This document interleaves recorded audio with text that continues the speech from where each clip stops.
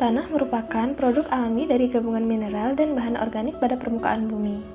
Peranan tanah sebagai tempat hidup tumbuhan menjadikan tanah sebagai dasar dari ekosistem terestrial. Tanah merupakan tempat terjadinya dekomposisi materi organik dan tempat kembalinya elemen mineral pada siklus materi. Tanah juga merupakan habitat hewan, penyedia air, serta nutrisi bagi tanaman. Dalam bidang pertanian, tanah sangat penting untuk dikaji lebih mendalam, terutama mengenai sifat-sifat tanah. Secara umum, sifat-sifat tanah yang dapat dikaji yaitu sifat fisika, sifat biologi, dan sifat kimia. Dalam bidang pertanian, tanah merupakan media tumbuh tanaman. Media yang baik bagi pertumbuhan tanaman harus mampu menyediakan kebutuhan tanaman seperti air, udara, unsur hara, dan terbebas dari bahan-bahan beracun dengan konsentrasi yang berlebihan. Organisme-organisme di dalam tanah juga berpengaruh terhadap tingkat kesuburan tanah. Dengan demikian, sifat-sifat fisik dan biologi tanah sangat penting untuk dipelajari agar dapat memberikan media tumbuh yang baik bagi tanaman. Tanah memiliki sifat yang sangat kompleks, terdiri atas komponen padatan yang berinteraksi dengan cairan dan udara.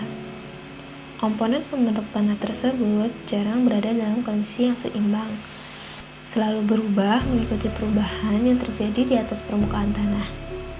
Perubahan tersebut dipengaruhi oleh suhu, udara, angin, dan sinar matahari. Secara fisika, sifat tanah dapat dibedakan menjadi 7, yaitu struktur, tekstur, warna, suhu, permeabilitas, porositas, konsistensi, dan drainase tanah. Sifat biologi tanah berhubungan dengan aktivitas makhluk hidup yang ada di dalam maupun permukaan tanah. Berbagai jenis makhluk hidup tumbuh dan berkembang di dalam tanah, baik berbagai jenis tumbuhan, hewan, ataupun makhluk hidup yang berukuran besar maupun yang berukuran kecil.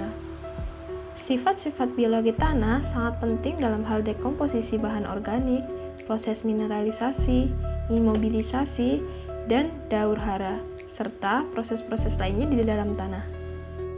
Untuk selanjutnya yaitu analisis sifat fisika dan sifat biologi tanah pekarangan, tanah sawah, dan tanah tegalan yang ada di Desa Paga, Kecamatan Purworejo Klampok, Kabupaten Banjarnegara, Jawa Tengah. Untuk analisis sifat fisika tanah tegalan dapat kita lihat bahwa tanahnya berwarna coklat dan memiliki tekstur lempung berpasir. Dapat dicek dengan cara memerit tanah dengan menggunakan jari. Yang ketiga, strukturnya yaitu granular. Bisa kita lihat di sini terbentuk butiran-butiran kecil.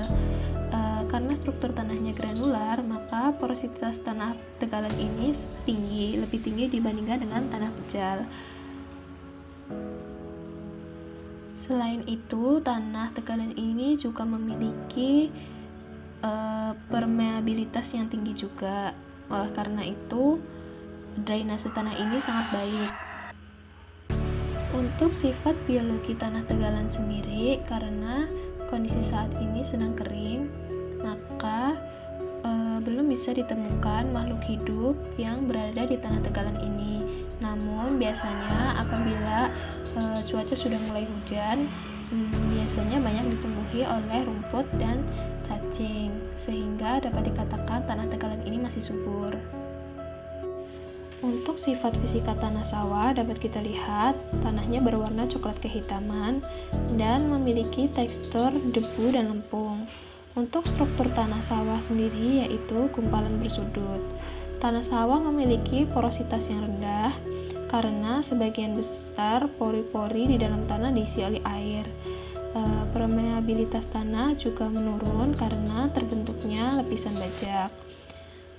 Selain itu, sifat biologi tanah sawah dapat kita lihat di sini banyak sekali rumput-rumput yang tumbuh di pinggiran sawah. Hal ini menunjukkan bahwa sifat biologi tanah sawah juga masih sangat bagus karena masih banyak makhluk hidup yang dapat tumbuh di tanah sawah.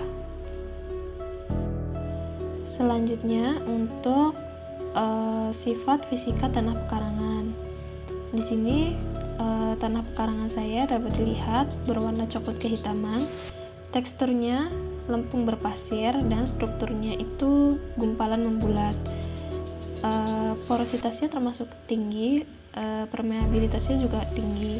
Untuk sifat biologinya dapat dilihat banyak sekali rumput-rumput yang tumbuh di tanah ini, sehingga dapat disimpulkan bahwa sifat biologi tanah pekarangan ini masih baik. Tanah bukan hanya milik manusia, tetapi milik seluruh makhluk hidup yang ada di atas permukaan bumi. Oleh karena itu, sebagai makhluk yang berakal, kita wajib menjaga tanah agar tanah dapat lestari selamanya.